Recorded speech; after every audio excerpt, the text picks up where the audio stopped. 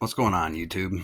Just here with the end of the month for July ammo and parts purchases. So I have 1100 that doesn't want to cycle consistently, so hopefully the Sure Cycle system will get it back to running good. Picked up just a lower parts kit for an AR. Stoked that my can come in. It's an Alaskan 360.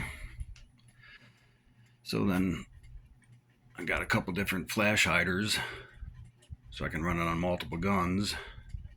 And while I was looking for that online, stumbled across this website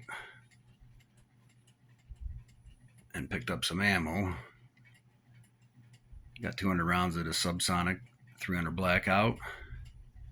Got 200 rounds of Armscore 762 by 51.